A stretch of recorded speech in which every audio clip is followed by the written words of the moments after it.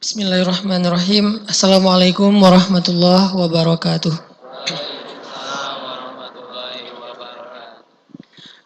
Alhamdulillahirabbil alamin hamdan katsiran kama amar. Asyhadu an la ilaha illallah wahdahu la syarikalah wa asyhadu anna Muhammadan abduhu wa rasuluh la nabiyya ba'dah. Allahumma shalli wa sallim wa barik ala sayyidina Muhammadin wa ala alihi wa sahbihi ajmain. Teman-teman yang dirahmati Allah Subhanahu wa taala, alhamdulillah puji syukur kepada Allah atas nikmat untuk kita hari ini. Terutama yang hari ini bisa melaksanakan sholat subuh tepat waktu berjamaah.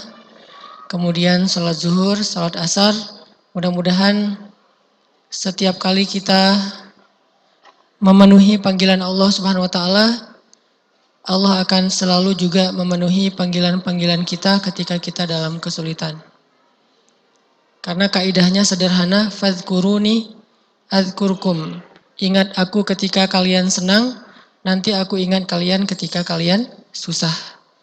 Jadi jangan ingat Allah pas susah doang, sehingga nanti balasannya Allah tangguhkan bukan saat kita lagi butuh-butuhnya. Jadi Allah tidak memberikan sesuatu kecuali sebagai balasan terhadap amal kebaikan kita. Dan pemberian Allah itu pasti lebih karena Allah Maha Pengasih lagi Maha Penyayang. Tapi kita jangan datang ke Allahnya pas butuh doang. Pertama secara etika nggak enak gitu, malu. Kalau ke makhluk aja kita sangat besar rasa malunya, apalagi kepada Allah Subhanahu wa taala, harusnya lebih.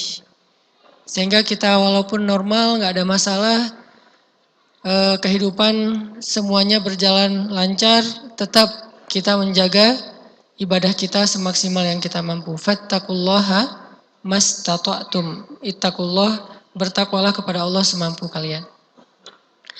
Teman-teman, hari ini kita akan bahas tentang akhlak. Dalam hal ini berkaitan dengan berita yang belum jelas kebenarannya, atau dalam bahasa medsos itu disebut dengan hoax ya, atau dalam bahasa Indonesia disebut fitnah. Walaupun sebetulnya fitnah itu adalah serapan yang keliru dari bahasa Arab. Kalau arti fitnah dalam bahasa Arab yang aslinya artinya bukan berita bohong. Fitnah dalam bahasa Arab itu artinya ujian. Jadi dunia itu fitnah, harta itu fitnah, kemusyrikan itu fitnah, itu maksudnya ujian. Al-fitnatu asyaddu minal qatl. Fitnah itu lebih bahaya daripada perang atau daripada pembunuhan. Nah, ini kan udah jadi mainstream tentang kata fitnah di dalam ayat itu diterjemahin menyampaikan berita bohong ya. Jadi kesannya hati-hati jangan fitnah, soalnya fitnah itu lebih kejam daripada, kalau gitu bunuh aja deh, gak usah difitnah gitu kan ya, bahaya. Jadi itu terjemahan yang keliru dan agak cukup lama bertahan dalam persepsi orang Indonesia, karena kita menyerap bahasa Arab keliru. Salah satunya dalam bahasa istilah fitnah. Hoax atau berita bohong dalam bahasa Arab itu kadang disebut dengan istilah buhtan. Kadang disebut dengan istilah buhtan. Kadang disebut dengan istilah ifkun atau ifki. Itu berita bohong. Terus fitnah gak ada hubungan sama sekali dengan berita bohong. Beda banget tuh. Nah, hari ini kita akan bahas tentang berita bohong. Gimana menyikapinya, terus apa dampaknya kepada kita yang menyampaikan, bukan hanya kepada orang yang jadi korban. Karena kita tahu banget lah rasanya, gak apa-apa deh kita pakai istilah yang common. Rasanya difitnah itu kan, pernah difitnah belum? Difitnah selingkuh, ya. Padahal gak ada yang mau sama kita, gimana caranya selingkuh kan? Dan ini fitnah paling kejam nih. Udah sendiri difitnah selingkuh. Mending difitnah udah nikah. Lebih seru kan ya? Mudah-mudahan jadi doa. Tapi kalau difitnah selingkuh, udahlah kita sendiri sering dibully, selingkuh pula. Ini kan gak enak banget nih, difitnah nikung temennya, difitnah nyontek. Malah kan kita nggak nyontek kan ya. Cuman ngelihat teman ngapain sih lo. Difitnah misalnya nyogok, difitnah misalnya ngelakuin hal-hal yang nggak pantas. Kita pasti sering ngerasa difitnah. Terutama fitnah yang sifatnya ngadu domba. Fitnah adu domba ini kayak saudara kembar nih teman-teman. Kadang-kadang kita berpikir saya nggak ngomong bohong loh ya, saya jujur. Kalau kita bohong namanya fitnah atau hoax, kalau kita jujur ada dua kemungkinannya. Kemungkinan pertama gibah, kemungkinan kedua adalah namimah, mengadu domba. Nah kita bakalan bahas tentang etika, moral, akhlak tentang masalah kayak gini. Terutama yang ada kaitannya dengan sosial media. Karena kita sekarang hidup di era sosial media yang luar biasa. Semua orang bisa ikut komen, semua orang bisa bikin heboh, semua orang bisa bikin viral. Kalau dulu yang bisa bikin viral cuman media, televisi. Kalau sekarang setiap orang yang punya handphone bisa bikin viral, bisa bikin kehebohan. Nah bagaimana cara kita menyikapi fenomena-fenomena hoax dan segala macam yang sebagiannya justru merugikan kita sebagai umat Islam. Merugikan kita sebagai penuntut ilmu. Dan yang lebih menyakitkan lagi adalah merugikan beberapa orang yang kita sayangi di antara para ulama. Nah ini kita coba belajar, ini masuk dalam bab akhlak ya, dalam bab moral. Tapi dalam Islam teman-teman ketika kita ngomong apa aja, pasti ada hubungannya dengan iman. Ngomongin ibadah hubungannya dengan iman, ngomongin moral atau akhlak juga hubungannya dengan iman. Sampai ngomongin main aja ada hubungannya dengan iman. Main ada hubungannya dengan iman. Kita have fun, seru-seruan, itu ada hubungannya dengan iman. Apa hubungannya? Saya nggak mau lihat dari angle larangan ya, karena saya nggak suka dilarang main. Saya pengen ngelihat dari angle bolehnya main.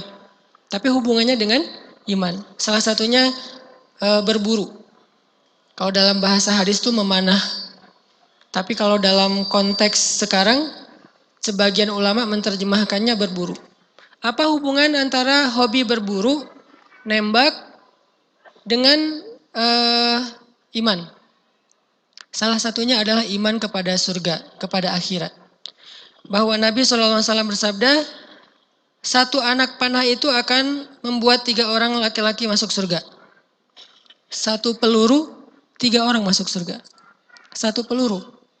Yang pertama yang bikin pelurunya atau yang bikin anak panahnya.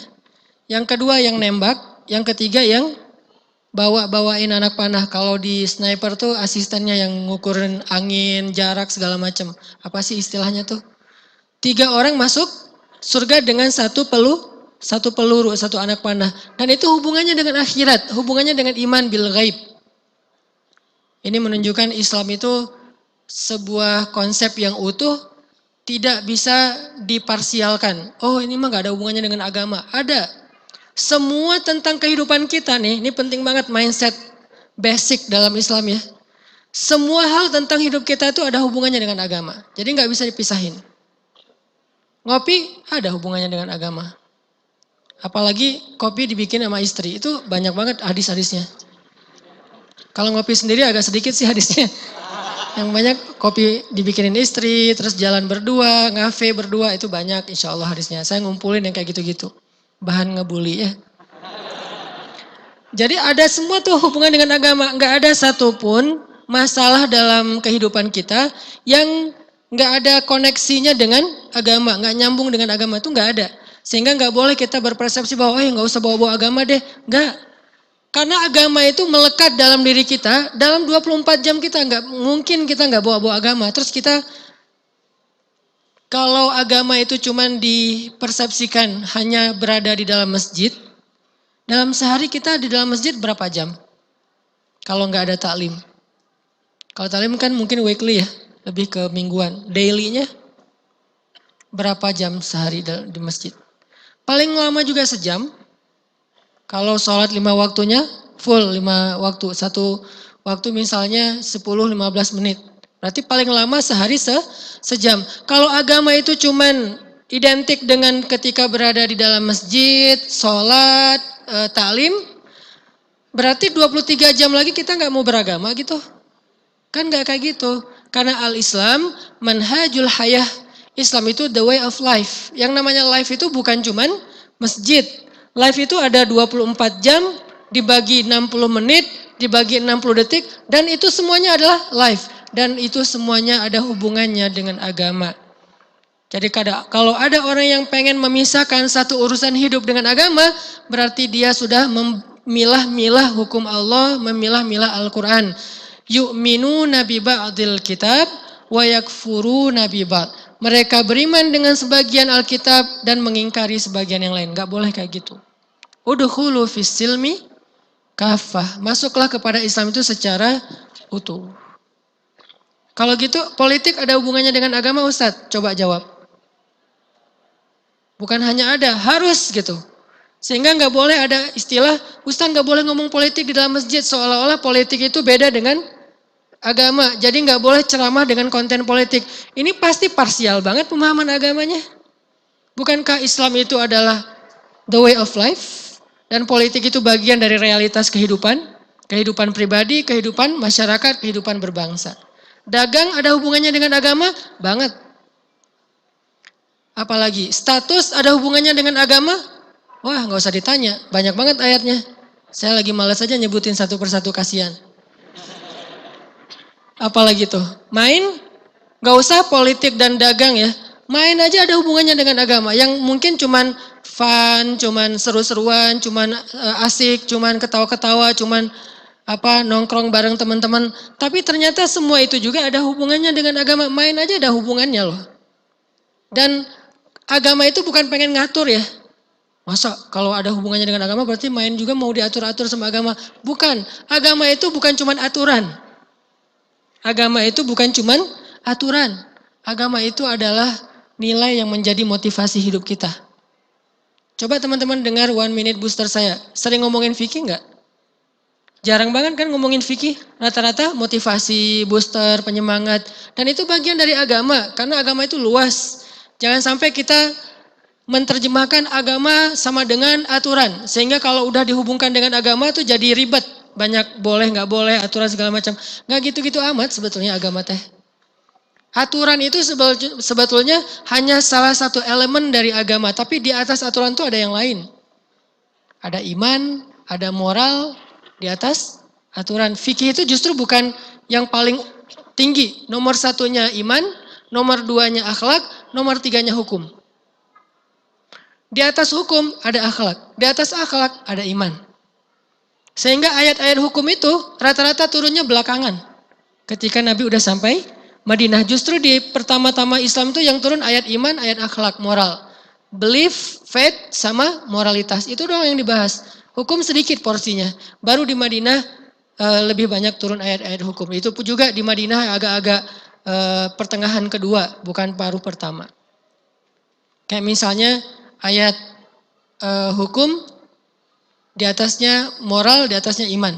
Contoh, hukum anjing. Dalam fikih anjing adalah hewan yang haram dan najis. Kalau haram berarti nggak boleh dimakan, kalau najis berarti nggak boleh disentuh dan di beberapa tempat nggak boleh masuk. Kayak nggak boleh masuk ke rumah ibadah, nggak boleh masuk ke dalam rumah kecuali dia dalam kondisi darurat atau sebagai penjaga. Ini hukum fikih nih. Kalau disentuh, maka kita harus mensucikannya dengan 7 kali, 7 kali. Dan salah satunya dengan tanah atau debu yang bersih. 6 kalinya dengan air. Ini hukum fikih nih. Tapi jangan menghina anjing. Jangan merendahkan anjing. Jangan meremehkan status anjing. Walaupun secara fikih dia dianggap hewan yang haram dan najis. Secara moralitas, orang yang memberi minum anjing, maka dia dimasukkan ke dalam surga. Lihat moralnya. Ngasih minum anjing aja bisa jadi jalan masuk surga. Saking subhanallah ternyata hewan yang dianggap najis dalam hukum fikih, tapi sangat dihargai dalam standar moral dan bahkan punya pahala tertentu dalam standar iman, yaitu surga. Bukan tanggung-tanggung, bukan cuman dapat pahala kebaikan di dunia, enggak, sampai surga loh. Dan surga itu mahal. Ala sil'atallahi ghaliyah. Bukankah surga Allah itu mahal?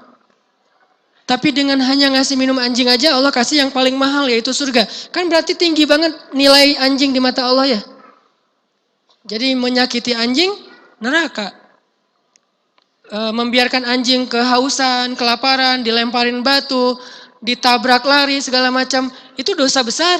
Walaupun secara fikih ini adalah hewan yang najis. Makanya saya bilang agama kita itu luas, komplit banget. Ada standar hukum, ada standar moral, ada standar iman. Bukan berarti yang standar hukumnya haram, artinya standar moralnya harus diperangi. Belum tentu. Banyak yang haram secara hukum, malah harus disayangi secara moral. Salah satunya anjing. Walaupun gak semuanya ya. Atau secara hukum dia hewan yang tidak boleh dimakan, tapi secara moral dia hewan yang bahkan menjadi kesayangan seperti kucing. Kesayangan Nabi, kesayangan sebagian sahabat yang ahli hadis. Dan secara iman, seorang perempuan yang membiarkan kucingnya kehausan dan mati, maka kata Nabi, aku melihat perempuan itu di dalam dasarnya neraka, kornya neraka. Berarti ada standar fikih, hukum, ada standar moral, ada standar iman. Sehingga kalau kita menganggap agama itu cuma fikih, itu baru sebagian kecil dari agama. Agama bukan cuma fikih, Islam bukan cuma hukum, tapi dia adalah nilai yang menjadi motivasi hidup kita. Agak panjang sih ini kemana-mana ya, balik lagi kepada masalah hoax. Kita bahas tentang masalah moral, tapi ada hubungannya dengan iman. Karena semuanya nanti akan dipertanggungjawabkan di hadapan Allah. فَمَنْ يَعْمَلْ مِثْقَالَ ذَرَّةٍ خَيْرًا يَرَهُ وَمَنْ يَعْمَلْ مِثْقَالَ ذَرَّةٍ شَرًّا يَرَهُ إِنَّ السَّمْعَ وَالْبَصَرَ وَالْفُؤَادَ كُلُّ أُولَئِكَ كَانَ مَسْئُولًا. Pendengaran, penglihatan, dan lisan, hati, perasaan, semuanya nanti akan dipertanggungjawabkan. Jadi menyakiti perasaan orang lain, berdosa. Membahagiakan hati orang lain, berpahala. Artinya semuanya ada hubungannya dengan akhirat. Sehingga ketika kita ngomongin tentang moral, kita nggak cuma ngomongin tentang masalah dunia, tapi kita juga ngomongin masalah akhirat, teman-teman. Ini yang dibangun ketika Nabi berdakwah di Mekah. Bahwa kita nih hidup 2 kali, bukan sekali. Jadi apa yang kita lakukan, mau itu ibadah, mau itu akhlak, mau itu dagang, mau itu main, mau itu ketawa, mau itu diem, mau itu tidur, mau itu sadar, semuanya ada hubungannya dengan kehidupan yang berikutnya yaitu akhirat. Tidak ada satupun yang kita kerjain di dunia sekarang, bahkan ngedip aja, itu nggak ada yang nggak ada hubungannya dengan akhirat. Ngedip. Misalnya kita nggak sengaja nih ngelihat aurat, ngelihat seorang cewek lewat, dia pakai pakaiannya mungkin belum tertutup dengan baik, akhirnya kita nggak berkedip, itu di akhirat ada masalah tuh. Pertanyaan malaikatnya sederhana, kenapa lu nggak berkedip? Susah mau berkedip, gitu.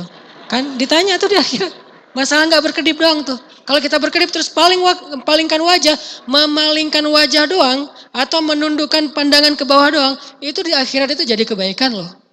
Sesederhana masalah kayak gitu. Makanya Allah nyebutnya فَمَنْ يَعْمَلْ مِثْقَالَ ذَرَّةٍ. Sekecil zarrah, baik yang khair atau yang syar, ya roh pasti akan ada hasilnya nanti di kehidupan akhirat, kehidupan kedua. Jadi kita bakalan bahas tentang etika menyikapi berita bohong, hoax atau buhtan atau ifkun, baik kita sebagai orang yang mendapatkan berita, atau orang yang memberitakan, atau orang yang diberitakan. Karena ada 3 orang nih yang terlibat dalam satu berita bohong. Yang menyampaikan berita, yang menyebarkan berita, yang menjadi korban berita. 3-tiganya ada pesan di dalam Al-Quran. Bagaimana kalau kita terlanjur menyebarkan berita? Bagaimana kalau kita yang dengar berita, perlu nggak kita repost? Kita viralkan. Bagaimana kalau kita yang jadi bahan pemberitaan atau korban fitnah? Apa yang harus kita lakukan? Inilah pembahasan kita hari ini tentang hoax, tentang fitnah, tentang ifkun, tentang buhtan. Sebelumnya mari kita baca dulu satu paragraf ayat Al-Quran. Atau maaf mungkin karena waktu kita terbatas. Saya yang baca, teman-teman menyimak ya. Coba buka surat An-Nur, surat 24 ayat 11. Surat An-Nur, surat 24 ayat 11.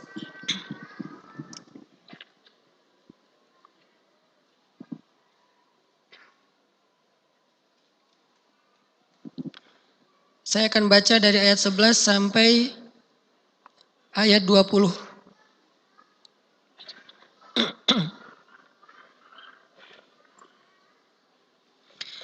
A'udzu billahi minasy syaithanir rajim.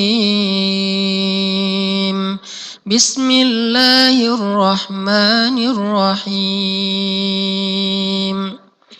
Innal ladzina ja'u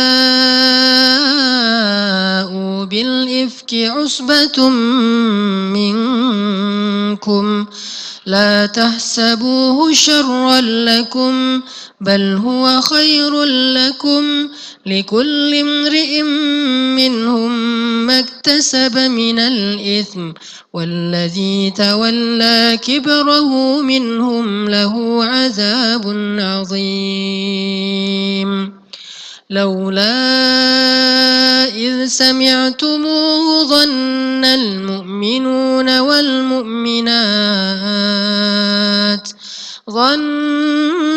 المؤمنون والمؤمنات بأنفسهم خيرا وقالوا هذا إفك مبين لولا جاءوا عليه بأربعة شهداء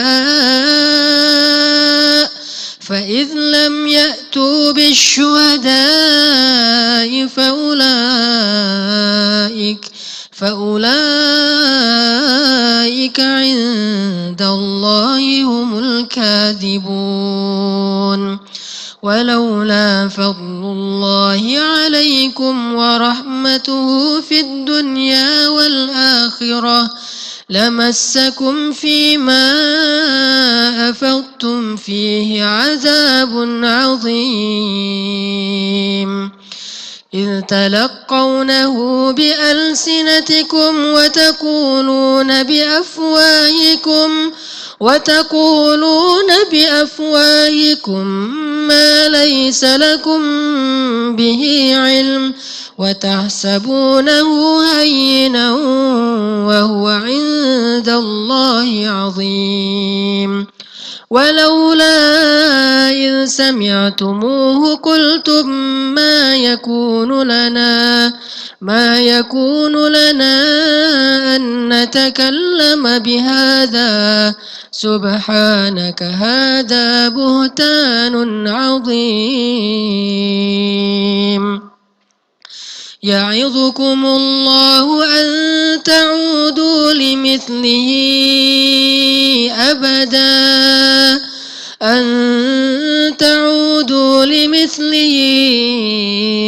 أبدا إن كنتم مؤمنين ويبين الله لكم الآيات والله عليم حكيم إن الذين يحبون أن تشيع الفاحشة في الذين آمنوا لهم عذاب أليم في الدنيا والآخرة والله يعلم وأنتم لا تعلمون ولولا فضل الله عليكم ورحمته وأن الله رؤوف رحيم صدق الله العظيم. Teman-teman yang dirahmati Allah Subhanahu wa taala, pasti kita tahu adegan ini bercerita tentang tuduhan bahwa Aisyah dan Sofwan selingkuh. Ini berita bohongnya. Jadi saya nggak akan kisahkan panjang lagi karena udah sering, mungkin sebagiannya udah pernah dengar, bahwa Nabi pernah bukan meninggalkan mungkin ya, nggak sengaja meninggalkan Aisyah di sebuah perjalanan. Karena nggak ketahuan Aisyah keluar dari tandunya, Nabi melanjutkan perjalanan, ketinggalanlah Aisyah di rest area. Ketinggalan nih. Dan rest areanya tuh jauh. Mungkin kalau sekarang tuh kita dari Surabaya pengen ke Bandung, Aisyah ketinggalan di Cirebon. Atau ketinggalan di Brebes. Lumayan jauh kan? Masih 4-5 jam lagi ke sini. Nah, kenapa ketinggalan? Nanti cek lagi di banyak cerita-cerita tentang tafsir. Hadisul Ifki judul kata kuncinya. Kalau mau googling atau mau nyari Hadisul Ifki. Saya udah sering nyeritain. Nabi pulang nih. Aisyah ketinggalan di sebuah rest area. Nabi biasanya kalau lagi touring kayak gitu suka nyuruh seorang sahabat sebagai tim penyisir. Siapa tahu ada yang helm jatuh, ada apa segala macam gitu kan ya. Nah dia nyisir nih. Yang nyisir tugasnya apa? Sofwan bin Mu'attal. Sofwan ini kebenaran adalah jomblo favorit di Madinah. Dia masih single, keren, muda, kece banget. Dan termasuk yang idola cewek-cewek Madinah gitu. Jadi cewek-cewek Madinah tuh banyak yang baper tentang Sofwan. Makanya kalau Sofwan udah live Instagram tuh udah banyak banget viewernya tuh banyak banget. Karena Sofwan tuh keren secara fisiknya. Good looking lah orangnya. Sofwan lagi nyisir di belakang. Pas lagi nyisir di sebuah rest area ternyata nemu sesosok cewek lagi ketiduran di batu. Duduk tapi bersandar ke batu tidur. Maka akhirnya Sofwan pun memberi tumpangan onta untuk Aisyah, cewek yang tadi tidur. Dengan cara nggak boncengan.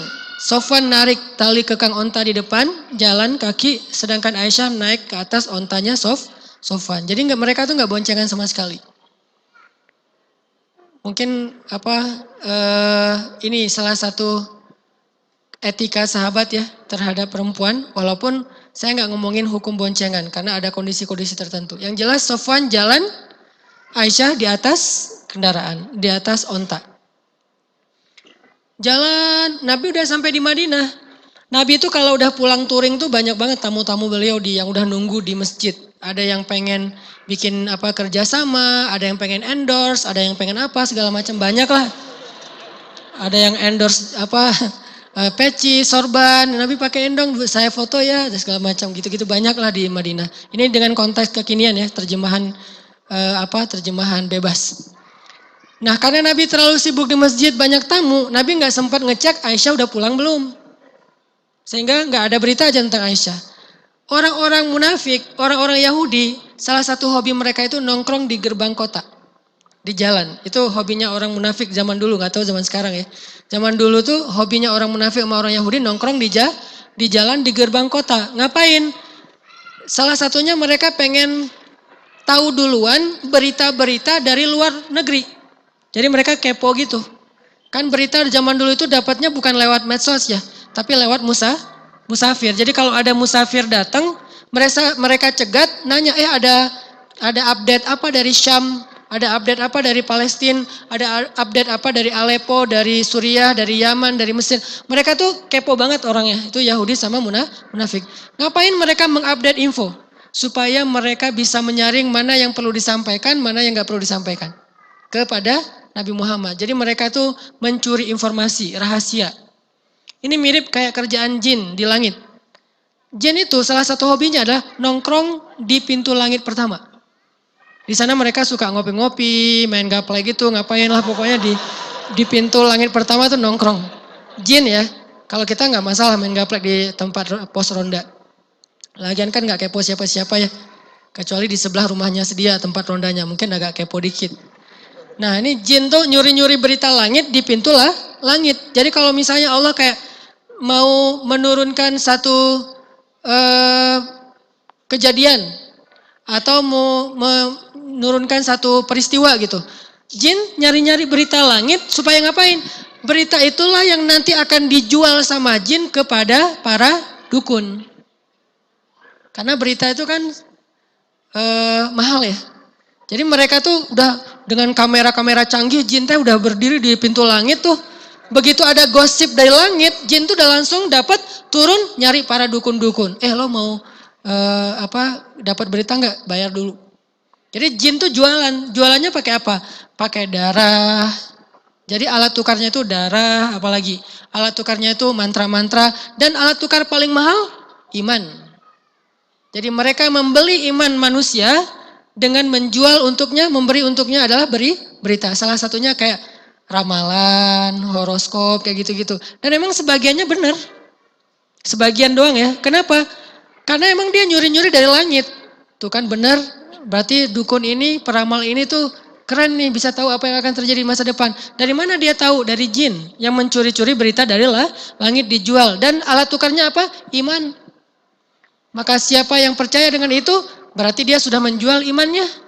Kalau dia udah menjual imannya, ditolaklah amal solehnya. Kan orang kalau nggak beriman, gimana pun dia sholat kan nggak diterima kan. Ada yang bilang 40 hari, ada yang bilang 40 tahun, yang jelas ditolak aja amal-amalnya.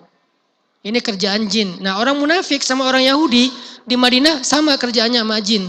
Nongkrongin gerbang kota, pengen update info dari luar negeri. Disaring sama mereka. Sampai ada timnya, lo kalau info masalah cinta-cintaan, lo ini masalah politik, ini masalah siapa, masalah sosial, masalah dagang, gitu-gitu aja. Jadi mereka tahu banget tren dunia itu lagi ngapain. Ini orang Yahudi sama orang munafik di zaman Nabi.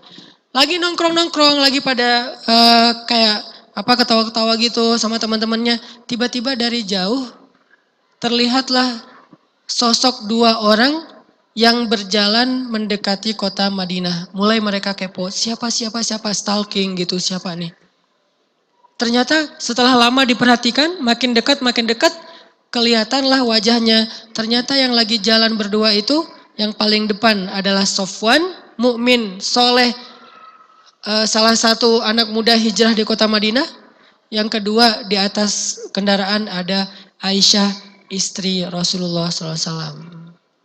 Ini berita nih, mahal nih.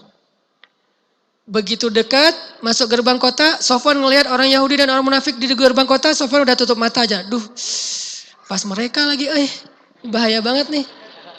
Mereka juga pura-pura kayak nggak tahu gitu, sosok sibuk gitu. Ini apaan sih, ini apaan sih, postingan yang terbaru apa gitu-gitu. Sosok sibuk gitu kan, kayak nggak ngelihat gitu. Namanya juga orang munafik. Sama temennya, ini ada game baru loh, ini keren banget dan segala macam misal. Terus Sofwan sama Aisyah lewat, mereka pada sosok kepo, sosok sibuk autis gitu. Pas udah lewat, langsung mereka heboh. Yang barusan gua salah ngeliat gak sih? Enggak, benar itu Aisyah, beneran itu Aisyah. Heboh lah di antara mereka. Munafik dan orang Yahudi mulai memikirkan sebuah berita yang bakalan jadi viral banget. Ini bakalan jadi trending topik dan bagus juga untuk pengalihan isu nih. Mereka udah mikirin itu. Direkayasalah beritanya dan sulit untuk dituntut. Bahasanya tuh sederhana. Aisyah dan Sofwan pulang berdua. Ada apa? Tanda tanya. Gitu kan? Tapi kan orang baca berita kan gak suka ngelihat tanda tanyanya. Langsung nyimpulin, wah ada sesuatu nih kan gitu kan ya. Yang salah siapa? Bukan yang bikin beritanya. Yang salah yang merespon berita. Karena beritanya gak salah. Aisyah Sofwan pulang berdua. Benar gak sih? Benar pulang berdua. Cuman kalimat yang pertanyaan ini nih bahaya. Ada apa? Tanda tanya. Mau dituntut gak bisa. Kan saya gak menuduh Aisyah dan Sofwan. Cuma nanya ada apa. Kan suka gitu kan? Tanda tanya. Tapi udah kayak menjudge. Ini bahasa media banget dari dulu sampai sekarang. Itu udah mainstream media lah. Nah kita harusnya belajar dari sejarah yang udah 1400 tahun kayak gini. Jangan lagi kemakan oleh media-media kayak gitu. Dan Al-Quran udah ngajarin kita, saking bahayanya hoax ini, Al-Quran sampai ngajarin kita satu halaman yang tadi saya baca loh. Biasanya ayat yang lain itu cuma satu ayat, satu baris, dua baris. Kalau ini, saking bahayanya berita bohong, sampai satu halaman penuh ngebahasnya. Kan berarti penting banget. Kayak ayat tentang hutang tuh di akhir surat Al-Baqarah. Satu halaman penuh cuman ngebahas tentang transaksi hutang piutang. Saking bahayanya. Kenapa bahaya? Ini berpotensi memutuskan silaturahim, potensi jadi konflik, potensi jadi malah retak dan perpecahan di antara tubuh kaum muslimin. Jadi Allah serius ngebahas bab hoax ini. Nah beritanya sama orang Yahudi sama orang munafik, tahu nggak? Kemarin gue ngelihat Aisyah sama Sofwan pulang berdua. Ada apa ya? Ngomong kepada temennya orang mukmin. Kan orang munafik sama orang mukmin itu nggak bisa dibedain ya. Yang bisa membedakan itu cuman Allah dan Rasulullah. Orang mukmin sendiri nggak ada yang tahu kalau ini munafik, kalau ini mukmin nggak ada yang tahu. Di antara orang mukmin yang tahu siapa aja list orang munafik cuma satu orang. Cuman satu orang sahabat yang tahu siapa orang munafik di zaman Nabi. Namanya Huzaifah. Cuman dia doang yang tahu. Dan itu pun rahasia dari Rasulullah. Kata Rasul jangan bilang-bilang siapa-siapa ya. Siap ya Rasulullah. Itu munafik, itu munafik, itu munafik. Nih saya kasih tahu nih akun-akun orang munafik. Add apa. Jadi udah di list sama Nabi tuh. List orang-orang munafik. Dimasukinlah ke dalam grup. Grup WA gitu. Namanya grup munafikun. Nah jadi siapa yang masuk dalam grup itu udah dikasih tahu sama Nabi kepada siapa? Huzaifah, tapi rahasia adminnya Huzaifah. Orang lain gak boleh tahu. Umar gak tahu, Abu Bakar gak tahu, yang senior-senior aja gak tahu. Siapa munafikun. Sehingga ketika zaman Umar jadi khalifah, Umar sempat khawatir, ya aduh gimana ya kalau saya termasuk di dalam list itu gitu. Akhirnya Umar datang kepada Huzaifah. Huzaifah, boleh nanya sesuatu gak? Apaan ya Amirul Mukminin? Boleh banget. Kata Umar, Huzaifah itu kan penjaga rahasia Nabi. Boleh nggak satu aja saya penasaran. Kan Nabi pernah ngasih tahu list orang-orang munafik kan kepada Huzaifah. Iya kata Huzaifah. Ada nggak nama saya di dalamnya? Coba solehnya Umar. Ada nggak nama saya di dalamnya? Orang sekelas Umar yang udah sering Nabi bilang kamu itu mirip Musa. Kamu itu mirip Nuh. Kan berarti mirip para Nabi kan? Dua Nabi lagi tuh Musa dan Nuh. Nggak tanggung-tanggung. Kalau satu Nabi masih mending. Dua Nabi sekaligus. Musa itu ulul azmi, Nuh juga ulul azmi. Ulul azmi juga kan? Nuh dan Musa, Nabi ulul azmi, Rasul ulul azmi. Kalau Abu Bakar tuh Isa dan Ibrahim, dua-duanya juga ulul azmi. Jadi dua sahabat ini dipermisalkan oleh Nabi kayak dimirip-miripin sama Nabi itu kepada dua nabi yang lain. Jadi sekelas Umar yang kata Nabi itu seandainya ada Nabi setelah saya, kamulah orangnya wahai Umar, tapi tidak ada Nabi setelah saya. Sekelas Umar yang jin aja takut kalau Umar udah ngelewat jalan Gatot Subroto tuh jin udah steril, nggak ada lagi yang lewat sini. Udah aman aja jalan situ. Nah kalau Umar udah lewat puncak, itu puncak steril, udah nggak ada lagi yang kayak gitu-gituan. Ini artinya orang sekelas Umar masih khawatir jangan-jangan saya termasuk munafik. Terus gimana kita coba teman-teman? Masa kita mau kegeeran, saya mah mukmin banget, akhirnya kita ngejudge orang lain. Kamu neraka, kamu gak benar, kamu apa segala macam. Sedangkan Umar aja masih khawatir tentang dirinya. Apalagi kita coba yang gak ada apa-apanya dibandingkan Umar. Jadi Umar tuh gak sibuk menjudge orang lain, sibuk ngejudge diri sendiri ke orang lain. Dia kayak nasihat, oke. Ngasih tahu, oke. Tapi gak menjudge sama sekali. Kalau ke dirinya, dia menjudge. Jangan-jangan saya munafik nih. Nanya kepada Huzaifah, saya termasuk orang munafik enggak? Huzaifah tersenyum karena yang nanyanya orang yang sangat istimewa dan penting banget untuk dijawab. Akhirnya Huzaifah menjawab, enggak wahai Umar, tidak ada namamu di antara list orang munafik. Umar langsung takbir, Allahu Akbar, Alhamdulillah gitu. Coba Masya Allah. Kalau kita kan, Huzaifah, ada enggak nama si Fulan di situ? Si Fulan. Nama kita enggak nanya. Kegeeran banget kan ya? Kata Huzaifah kalau hidup di zaman kita, terus lu gak nanya nama lu sendiri? Ya gak mungkin lah Huzaifah, masa termasuk munafik sih? Halo gitu kan ya. Ini zaman sekarang nih, kalau Umar gak. Dia gak peduli dengan orang lain. Baru dia nanya lagi setelah dia aman, dia nanya, Huzaifah boleh nanya lagi gak? Apa? Masih kepo nih Umar. Saya punya banyak pejabat. Umar itu kan orangnya disiplin banget dengan pejabatnya. Makanya pejabat Umar itu paling gak enak jadi pejabat Umar. Kalau jadi pejabat Utsman toleran. Kalau jadi pejabat Umar, wah susah. Semuanya gak boleh. Ketat banget seleksi pejabatnya Umar. Makanya Umar nanya kepada Hudzaifah, Hudzaifah, di antara pejabat-pejabat saya, gubernur, bupati, RW, RT, camat, kepala desa, segala macam, menteri, ada munafikun enggak? Kata Hudzaifah, ada satu. Siapa? Rahasia dari Nabi, saya enggak akan kasih tahu. Tapi ini penting wahai Hudzaifah, tapi Nabi suruh dia merahasiakan. Kalau seandainya boleh, Nabi sendiri udah membongkar dari zaman beliau. Kenapa Nabi merahasiakan daftar orang munafik? Karena ini biar jadi rahasia Allah dan Nabi saja. Sehingga nggak boleh di zaman sekarang kita menuduh orang munafik itu nggak boleh. Tapi mengatakan perbuatan munafik boleh. Menuduh orangnya munafik nggak boleh. Ini perbuatannya munafik nih. Ini perbuatannya nggak benar nih, boleh. Tapi orangnya munafik nggak boleh. Karena Nabi aja tidak menjelaskan siapa daftar orang munafik di zaman beliau, padahal udah jelas ada daftarnya. Untuk apa? Biar nggak jadi kekacauan di dalam tubuh kaum muslimin. Ada satu orang kata Hudzaifah, Umar kepo, siapa? Stalking satu-satu, ada nggak nih postingannya yang aneh-aneh gitu? Nggak ada. Akhirnya caranya gimana? Kalau ada pejabat Umar bin Khattab yang meninggal dunia, Umar nggak bakalan datang mensolati dia, kecuali ngelihat Hudzaifah datang mensolati dia. Jadi kalau ada yang meninggal pejabat nih, misalnya ada bupati meninggal, Umar langsung datang ke rumahnya tapi nggak mau sholatin, nunggu dulu. Hudzaifah udah datang belum? Belum, ya udah jangan disolatin dulu. Tunggu Hudzaifah. Kalau Hudzaifahnya datang mensolati, baru mereka ikut mensolati. Kalau Hudzaifahnya nggak datang, berarti dia munafik, maka mereka nggak akan mensolatinya. Ini cara Umar ngepoin orang munafik. Cuman ya nggak bisa dipraktekin sekarang. Udah nggak ada Hudzaifah. Saya tunggu aja kalau Ustadz belum datang, saya nggak mau nyolatin. Kan belum tentu dia munafik kan ya. Bisa jadi Ustadznya nggak datang karena emang gak dikasih tahu kalau ada yang meninggal. Jadi kita tunggu aja berhari-hari gak akan ada yang datang. Maksudnya teman-teman orang munafik ini gak ketahuan. Jadi dengan orang mukmin itu ngeblend. Kayak temenan, sahabatan. Padahal yang satu mukmin sejati, yang satu munafik. Nah yang munafik bilang, gue kemarin ngelihat Aisyah sama Sofwan pulang berdua. Ada apa ya? Oh ya begitu? Ya. Dan gue pernah dengar berita katanya dari dulu tuh Sofwan emang senang sama Aisyah, pengen nikahin Aisyah, cuman udah terlanjur jadi istri Nabi. Oh gitu banget, ya kayaknya nih ada sesuatu nih. Ya udah yuk kita tanya-tanya. Informasinya berkembang, sampai akhirnya berubah drastis 180 derajat bahwa Aisyah dengan Sofwan selingkuh. Yang bilang Aisyah Sofwan selingkuh siapa? Bukan orang munafik, bukan orang Yahudi, orang mukmin sendiri. Gara-gara apa? Repost, tapi captionnya ganti. Tadi postingan pertamanya, Aisyah Sofwan pulang berdua. Ada apa? Tanda tanya. Di repost. Ya ternyata repost lagi.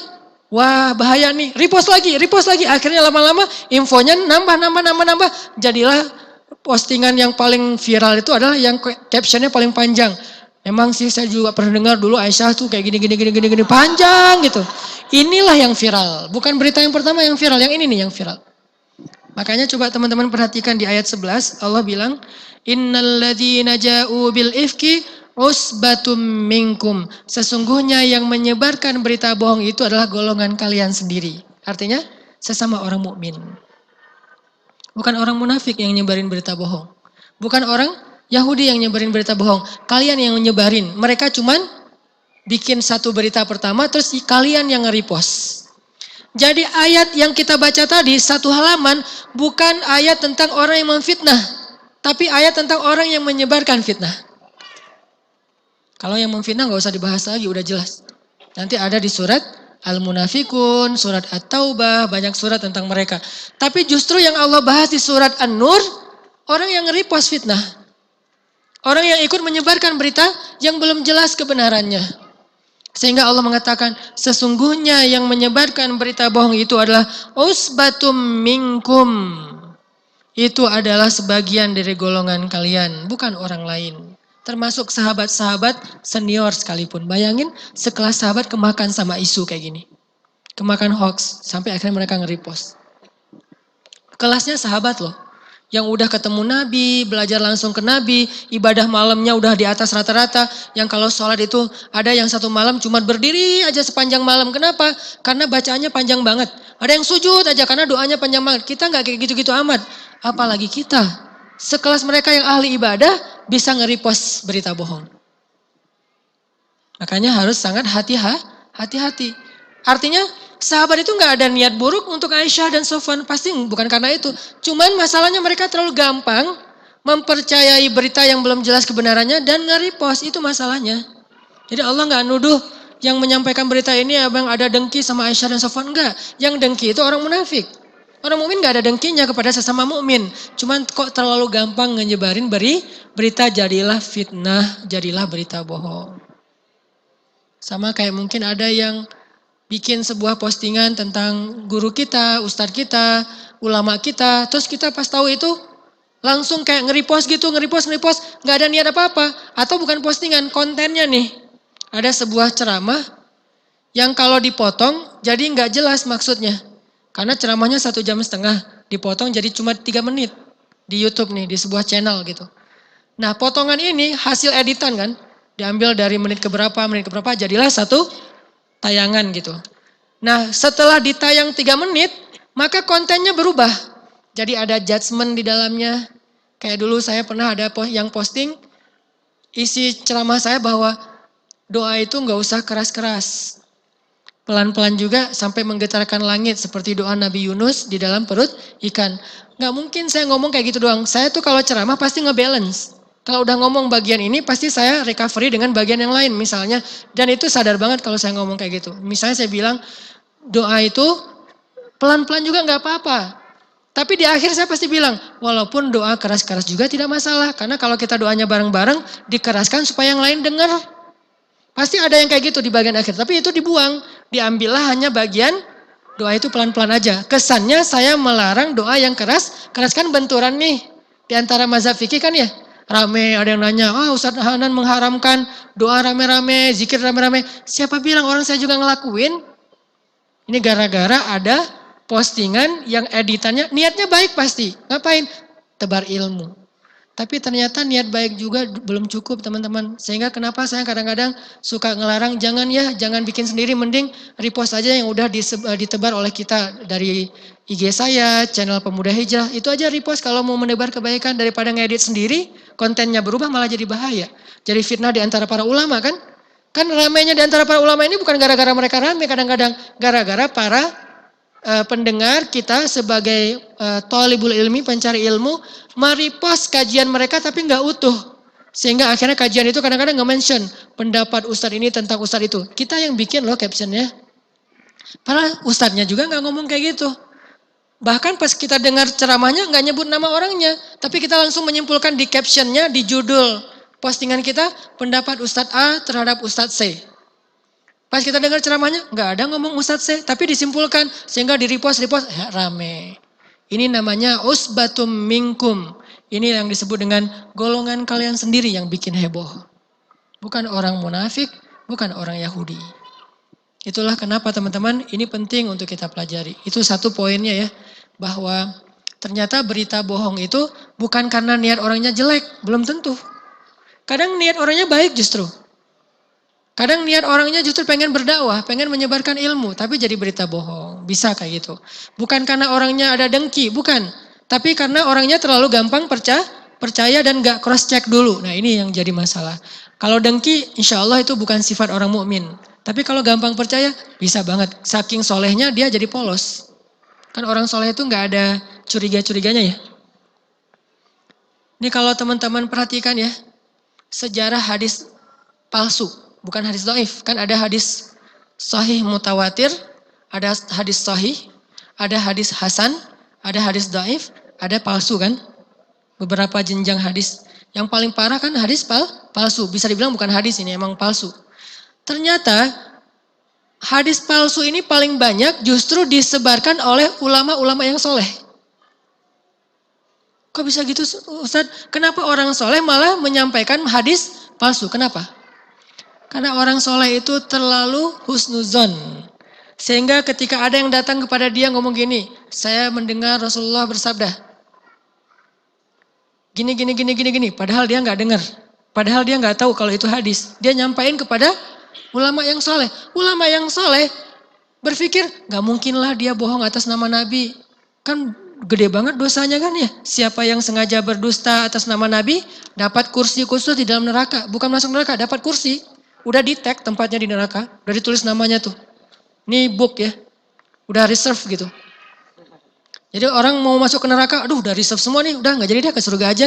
Gara-gara banyak yang mengatasnamakan nabi. Nah dia tuh mengatasnamakan nabi sehingga ulama nggak percaya, nggak mungkin lah dia bohong atas nama nabi, apalagi dia orangnya baik dan segala macam, nggak mungkin lah dia bohong, jadi percaya. Disebarkanlah oleh ulama ini kepada murid-muridnya. Murid-muridnya dengar dari ulama, Ustadz kan nggak mungkin bohong dong. Akhirnya tersebarlah hadis palsu.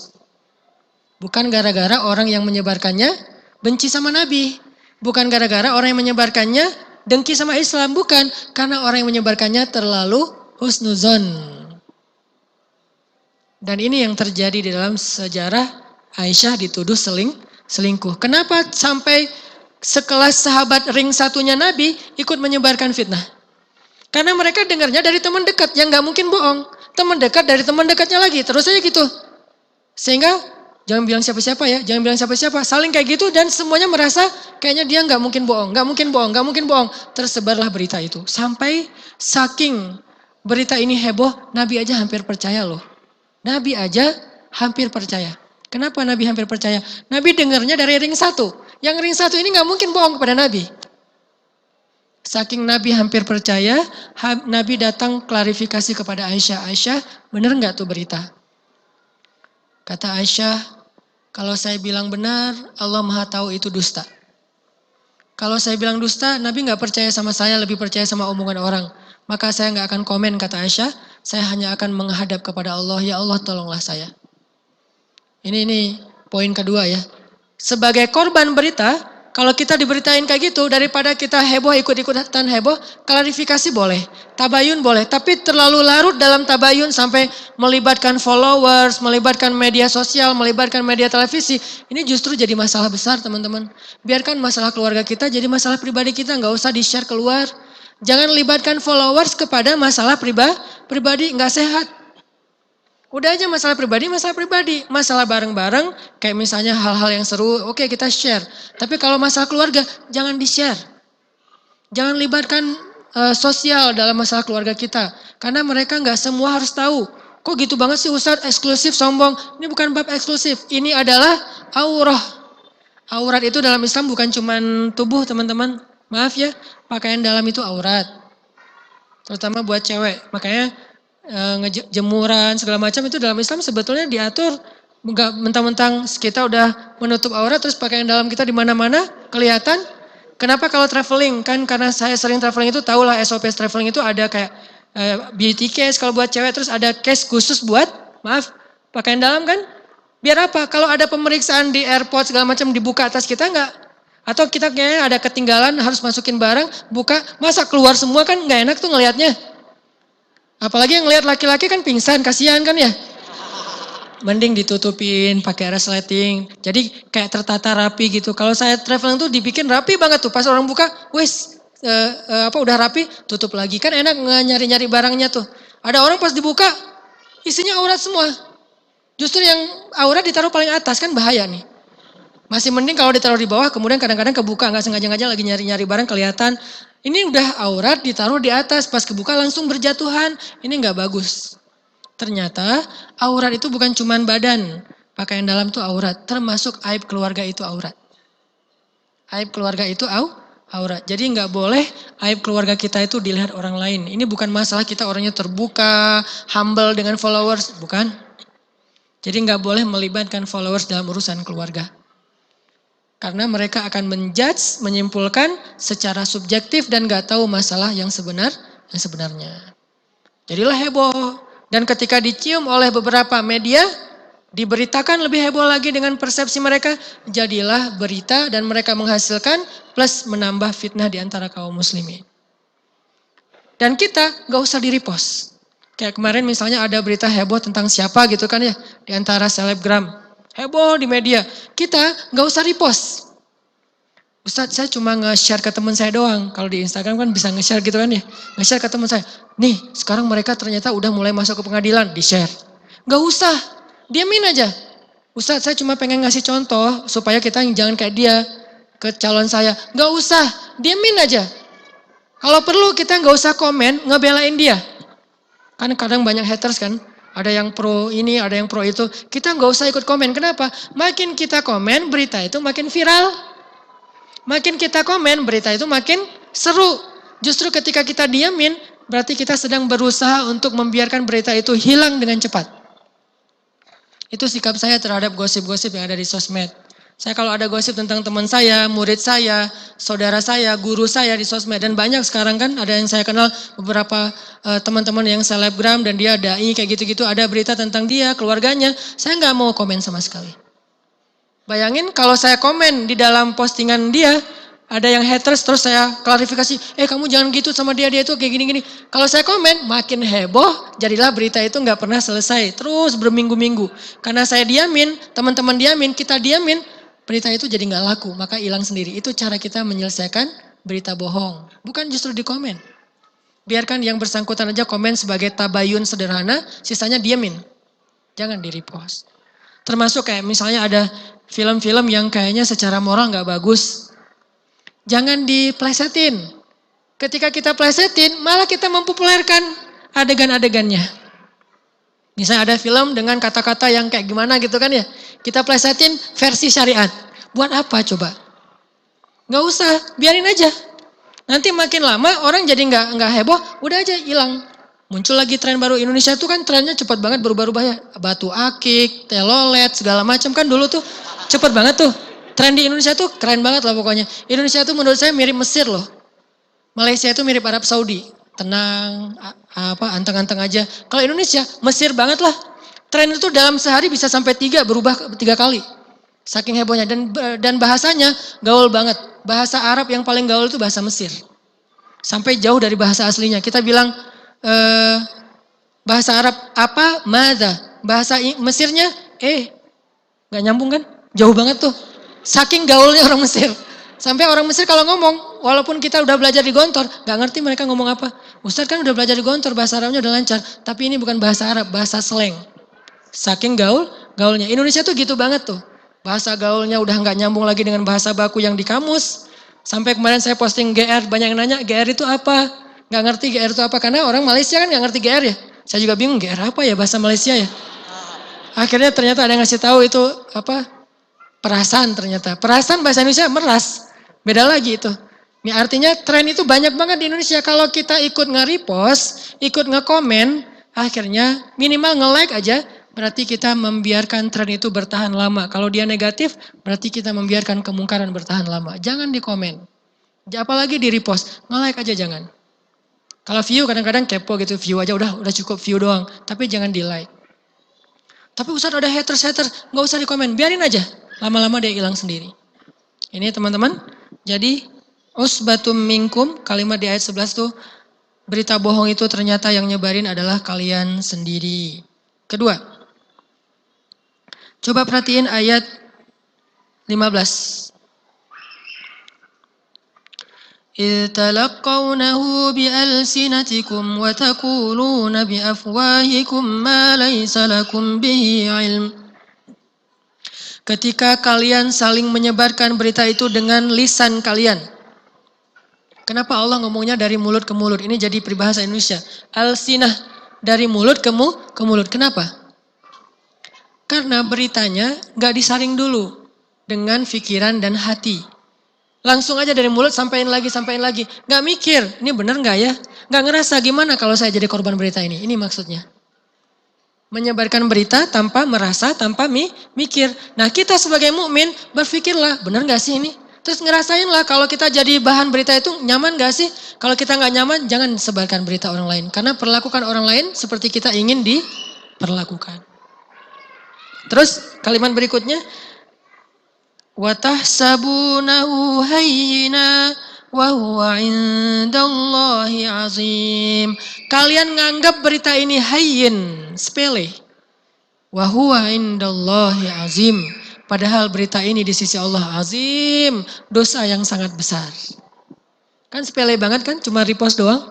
Kan sepele banget kan, cuma ngomong doang.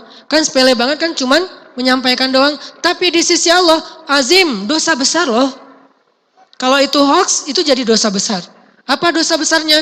Dosa besarnya pertama, kita memfitnah orang lain. Yang kedua, kita menyebarkan kekacauan di dalam tubuh kaum muslimin. Memfitnah aja udah cukup besar dosanya. Apa dosa fitnah? Dosa dia ditransfer ke kita, pahala kita ditransfer ke dia. Mau gitu, udahlah pahala kita sedikit, ditransfer ke orang pula. Dosa dia banyak, dikasih ke kita. Masuklah kita ke dalam neraka gara-gara dosa orang lain. Masuklah dia ke dalam surga gara-gara soleh dan amal ibadah kita. Fitnah, ringan mengucapkannya, tapi besar efeknya di sisi Allah Subhanahu wa taala. Wa tahsabunahu hayyinan wa huwa indallahi azim. Bukan kabir, bukan penting, bukan muhim, tapi azim. Azim ini artinya gede banget loh. Sampai Allah aja marah banget ketika ada orang yang menyebarkan berita bohong. Jadi poin ketiga, jangan ngeremehin hoax, jangan ngeremehin berita bohong. Jangan ngeremehin walaupun cuma sekedar repost. Jangan ngeremehin walaupun sekedar broadcast. Kayak kemarin ada berita bohong tentang grup WA atas nama saya. Heboh kan? Grup WA atas nama grup Hanan Ataki. Kapan saya bikin grup WA? Akhirnya di dalamnya tuh niat yang adminnya bagus, pengen nyebarin dakwah. Tapi atuh jangan pakai nama saya, nanti kalau ada apa-apa saya yang jadi harus tanggung jawab. Kayak ada konten yang gak sesuai, belum lagi na'udzubillah kalau sampai dimanfaatkan untuk kepentingan orang-orang tertentu. Kan udah banyak korbannya tuh. Di Cirebon kemarin korban 7 juta, di daerah Sulawesi 12 juta. Kenapa? Ngundang ustadz minta ditransfer, acara udah siap ustadznya gak datang. Terus nge-DM saya, Ustaz kok belum datang? Datang kemana? Acara kita nih jamaah udah pada ngamuk-ngamuk. Kenapa ngamuk? Kan saya gak dikasih tahu ada acara. Karena saya gak tahu. Yang diundang bukan Ustaz. Yang diundang hoax tadi itu. Admin sebuah akun yang gak benar. Yang memanfaatkan nama-nama beberapa Ustaz untuk kepentingan dia. Kan undangan Ustaz banyak banget sekarang. Berseliweran. Dia pakai kesempatan nih, oportunis gitu. Kirim dulu ya transfer buat transportasi. Oh siap Ustadz, orang kan husnuzan sama Ustadz ya. Transfer aja rekeningnya, walaupun namanya beda, dia mungkin Ustadz pakai nama adminnya, manajernya, udah transfer aja. Udah transfer, ditelepon, bener diangkat. Kalau nggak diangkat masih curiga, diangkat. Halo Ustadz, udah transfer, oh ya makasih, jazakumullah khair. Pakai bahasa-bahasa aktivis, jazakumullah khair, semoga Allah membalas kebaikan, doa-doain. Oh ya Masya Allah Ustadz. Tapi by the way Ustadz suaranya agak berubah. Ya nih saya lagi pilek, cenah. Coba, udah digituin aja gak curiga. Akhirnya banyaklah yang berjatuhan korban. Untuk itulah saya agak sedikit bawel orang yang mengatasnamakan saya untuk hal kayak gini. Karena kasihan kalau jadi ada yang tambah korban. Ini namanya menganggap sepele, menganggap hal ini biasa aja. Azim di sisi Allah itu besar, bahaya. Terus yang keempat.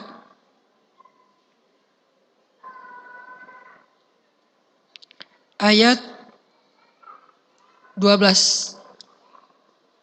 Poin yang keempat ayat 12, ini saya singkat aja. Gimana cara kita kalau misalnya dapat berita kayak gitu? Laula id sami'tumuhu zannal mu'minun wal mu'minat bi anfusihim khaira.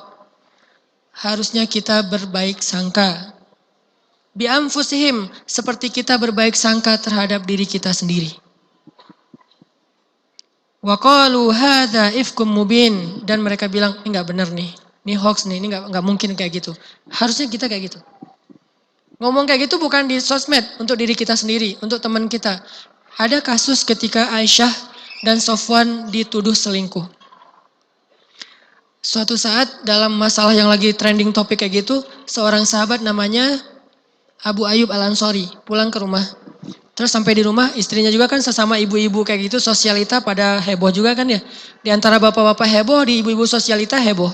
Istrinya sebagai insan sosialita gitu, nanya ke suaminya, ya Abu Ayyub, kata istrinya. Kamu udah dengar belum gosip tentang Aisyah? Udah, kata Abu Ayyub sambil makan. Terus gimana? Ya gak gimana-gimana, kata Abu Ayyub. Kan dia easy going gitu kan. Kata istrinya, tapi kan ini heboh banget wahai Abu Ayyub. Apa benar tuh Aisyah kayak gitu? Benar tuh Sofwan kayak gitu? Kasihan banget ya Rasulullah. Sampai gitu-gitu. Akhirnya Abu Ayyub nanya kepada istrinya, wahai istriku, kata Abu Ayyub. Gimana pendapat kamu kalau orang ngomong kayak gitu tentang aku, bahwa aku selingkuh? Mungkin gak? Kata istrinya, ya aku gak akan percaya sih, soalnya kamu suami yang setia, soleh, gak mungkin melakukan itu. Kata Abu Ayyub. Terus gimana kalau ada yang menyampaikan berita gitu tentang kamu, bahwa kamu tuh selingkuh? Mungkin gak? Nauzubillah, ya gak mungkin lah, kamu macam-macam aja sih tentang aku, kamu memang percaya? Enggak.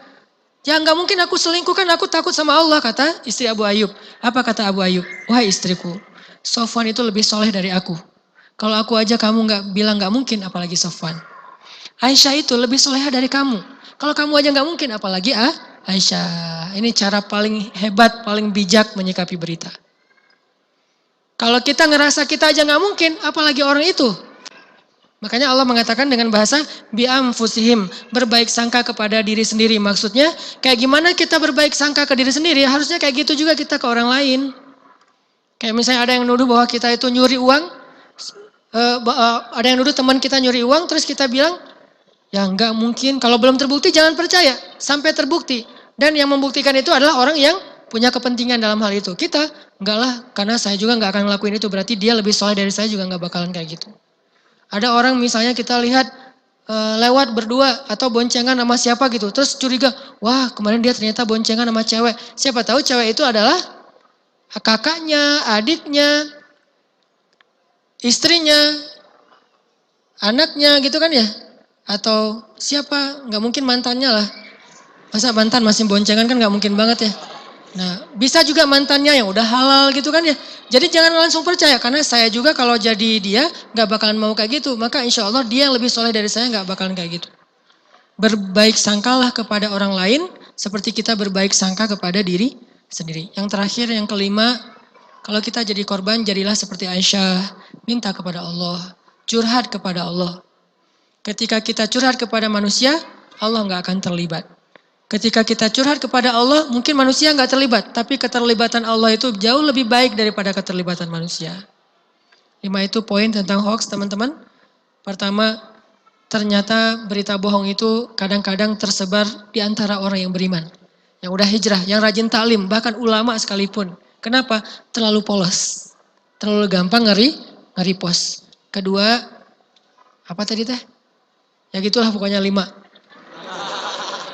Udah dicatat kan? Kalau enggak ntar tinggal ditayangin lagi di YouTube. Mudah-mudahan ini bermanfaat. Maaf udah maghrib. Mudah-mudahan kita bisa mengambil ini sebagai sebuah landasan kita dalam bersih.